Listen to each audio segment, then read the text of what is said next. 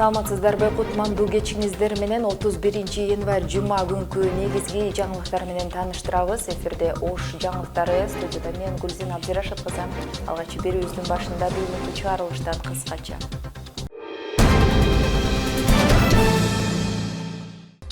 Экономиканы өнүктүрүүгө салым кошуп жаткан бир катар ишкерлер сыйланды. Интернет аркылуу мазактап бирөөгө жала жапкандарга айып салынат. Кыргыз-өзбек кызматташтыгын бекемдөө талкууланды.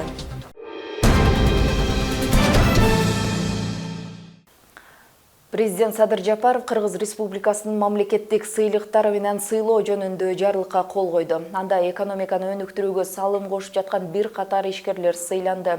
Даңк медали 7 ишкерге, Кыргыз Республикасынын эмгек сиңирген ишкери ардак наамы 6 ишкерге ыйгарылды. Президенттин ардак грамотасына 4 ишкананын ээси татыды.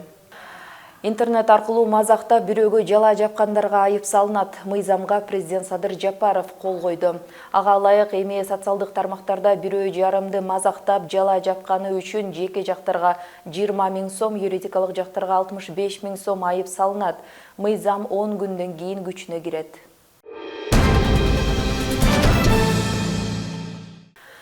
Министрлер кабинетинин төрагасы Адылбек Касымалиев Казакстандын премьер-министри Олжас Бектенов менен кезикти. Жолугушуу Евразия өкмөттөр аралык кеңешинин кезектеги жыйынынын алкагында өткөн. Олжас Бектенов Касымалиевди кызматка дайындалышы менен куттуктап, стратегиялык өнөктөштүк жана союздаштык мамилелерди бекемдөөгө умтулаарын билдирген.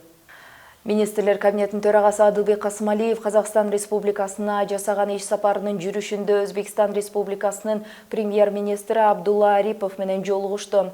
Адылбек Касымалиев эки өлкөнүн ортосундагы өз ара кызыкчылык туудурган бардык тармактарда мамлекеттер аралык байланыштардын ыраттуу өнүгүүсүнүн жогорку динамикасына баса белгиледи. Өзбекстандын премьер-министри Абдулла Арипов кесиптешин кызматка дайындалышы менен куттуктап, жооптуу мамлекеттик кызматта мындан аркы ийгиликтерди каалады. Абдулла Арипов Өзбекстан Республикасына келип, 4-чү Ташкент инвестициялык форумуна катышууга чакырды.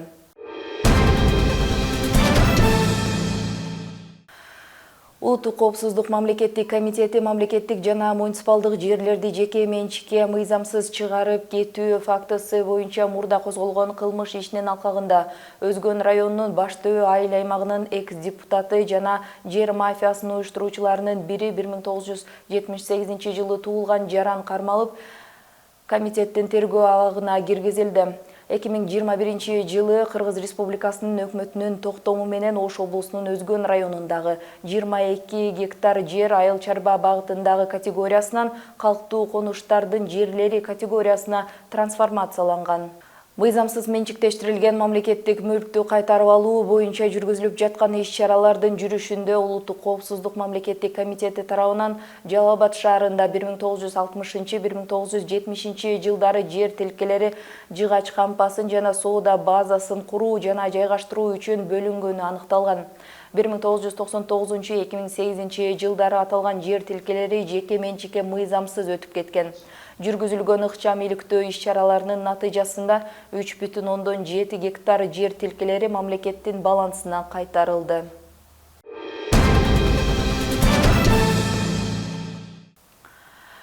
Бүгүн Ош шаардык кеңешинин кезектеги 5-сессиясы болуп өттү. Ага Ош шаарынын мэри Жеңишбек Токторбаев, шаардык кеңештин депутаттары, шаардагы мекеме ишканалардын жетекчилери катышты.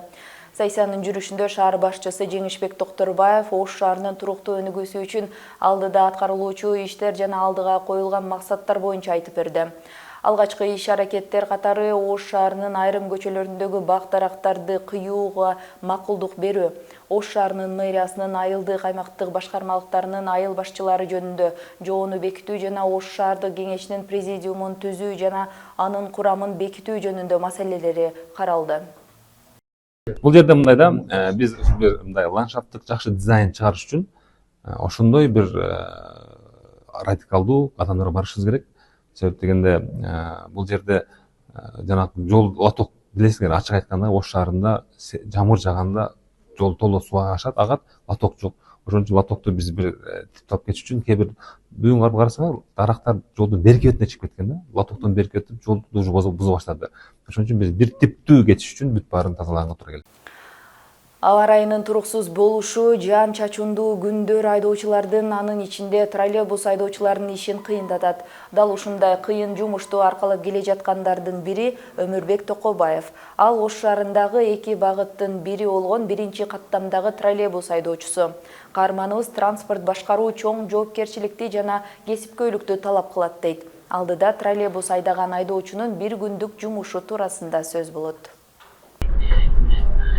22 жылдан бери троллейбус айдап келе жаткан Өмүрбек Токобаев Ош шаардык муниципалдык автоунаа башкармалыгынын тажрыйбалуу кызматкерлеринин бири. Анын жумушу жеңилдей көрүнгөнү менен чындыгында чоң күчтүү жана көңүл бурууну талап кылат. Күндүн ысыгында да, соогунда да карабай жолдо жүргүнчүлөрдүн коопсуздугун камсыздоо анын күнүмдүк милдеттеринин бири. Автобустан өткөндө кыйналганмын. Зымым чыгып кеткен, турама жерден буруп аласың. Анан бизде секционный дегендер бар, ол жерде ар кылгыл өтөбүз да, өзүнүн немелери бар, малары бар. Алар көңүлчө кыйналасың. Көнүп калгандан кийин оңойлуу болуп калат. Эшикти жапкандан кийин бул жагын карайсың, машина өтүп өтпөйт дагы. Биздин көзүбүз экибиз. Анан айдайбызчы.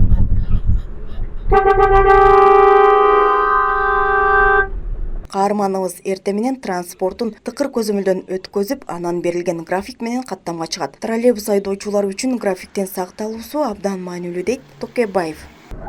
Ошо эртең менен жумушубуз, биринчи рейсибиз 6:33 башталат. Биринчи рейсте 16 машина чыгабыз. Ошол менен 6 мүнөттөн интервал. Анан күн эле 63 эместе, мен бүгүн 63 болсом, эртеги 6:39 болом, кийинки күнү 6:45 болом, ушундай жылабыз да. Ошо акырында 8:01 барып такалабыз. Күнүнө 7 рейс кылабыз. 7 рейске план тапшырабыз. Үйгө кетебиз, барабыз, мойка. Машинаны тазалап, шерике тапшырып. 2 күн иш, 2 күн дем алыш. Троллейбус айдоочуларынан башка кесиптештерине караганда кылдаттык өтө керектелет. Электр линиясынын иштешине тыкыр баам салып туруу кажет. Электр жарыгы өчүп же кандайдыр бир кырдаал жаралган учурда дароо диспетчерге кабар берүүсү керек. Ал милдет Рахат Раевага жүктөлгөн. Диспетчер айым мекемеге кабар берип, жерине техниктерди жөнөтөт. Эртең менен саат 7-де келебиз дагы. Келгенде эле ушул биринчи, экинчи троллейбусты карайбыз. Машиналар кандай эмеде келип атат, состояниеде деп. Андан кийин 7 маршрутту карайбыз, анан 7-чи линия менен 49-чу линияны карайбыз. Эртең менен сөзсүз түрдө 7-чи линиядан 2 автобус, 49-чу линиядан 2 автобус сөзсүз түрдө Үйгө Востоктон жылганга коюлган наряд боюнчачы. Анан артынан өздөрүнүн нарядка коюлган ошол эмелер, автобустар акырындап келе беришет анан. Анан эгер бузулуп калса, кандайдыр бир эме болуп калса, сөзсүз түрдө бизге байланышат. Мен бузулуп калдым, мына жерде калып кеттим деп. Анан биз ошол учурда сразу эле гараж менен байланышабыз. Ал жерде атайын ондой турган слесарь балдар бар. Алар сразу эле байланышып, эмнеси бузулду, кандай эмеде алып кетиш керек, эмне кылыш керек, ошолорун бүт карашат. Ош шаарынын тургундары менен конокторун каладагы 2 троллейбус линиясы тейлейт. Күнүнө 28 коомдук транспорт кызмат кылат. Ал эми аталган мекемеде 75 троллейбустун айдоочусу бар. Жаңылай Кыныбек кызы, Мирзат Нуманов, Ош жаңылыктары.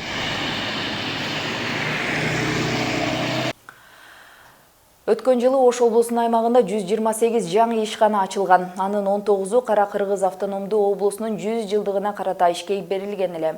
Жаңы өндүрүштүк ишканалардын ачылуусу менен 1394 жумуш орду түзүлдү. Быйылкы жылы облус аймагында дагы жаңы ишканалардын ачылуусу күтүлүүдө. Кийинки материалда кененирээк.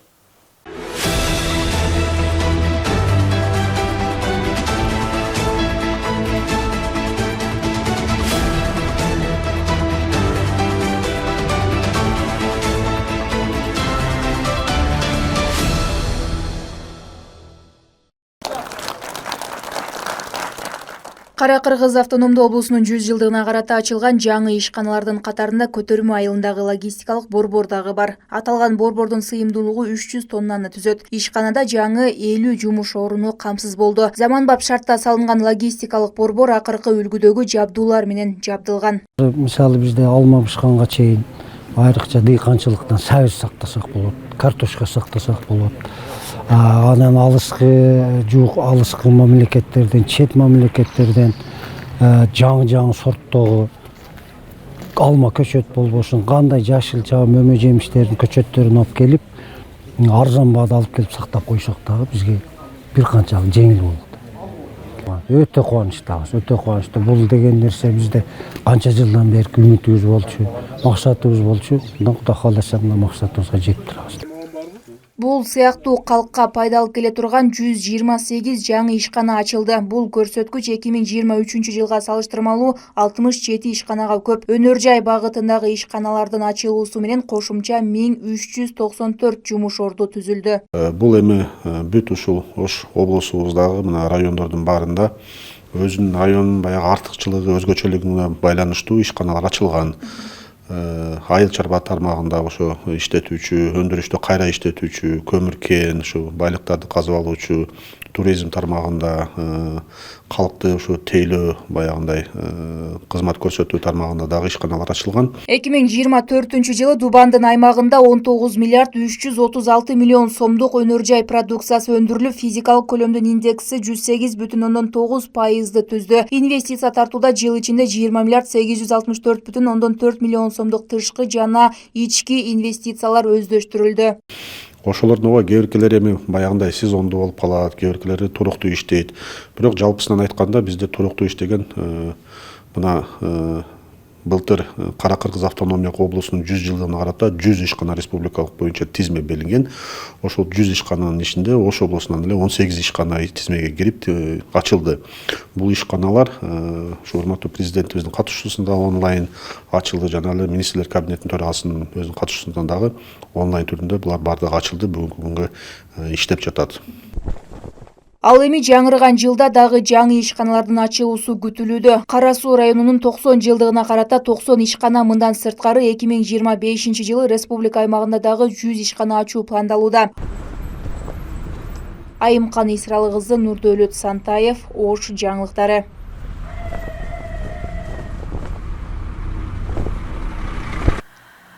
Улуттук оюлар түшүрүлгөн буюмдарга эми кол сумкалар кошулду. Андагы ар бир ою кыргыздын рухун жана маданиятын чагылдырат. Бул колөнөрчүлүк тармагы коом арасында кенен жайылууда. Согулган таар жана улуттук оюлар түшүрүлгөн сумкаларды тиккен калк арасындагы каармандын эмгегине кабарчыбыз токтолот.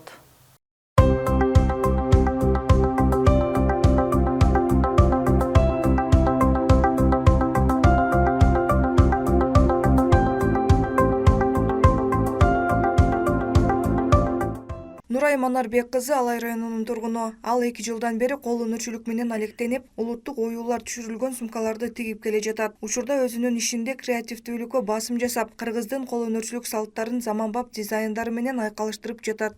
Бул менин даяр болгон сумкаларым. Буларды тиккенге 2 саат, 3 сааттай убактыбыз кетет.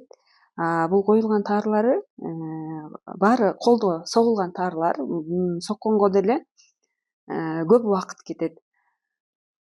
Буларды көбүнчө жаштар сүйүп алат, туристтер алат.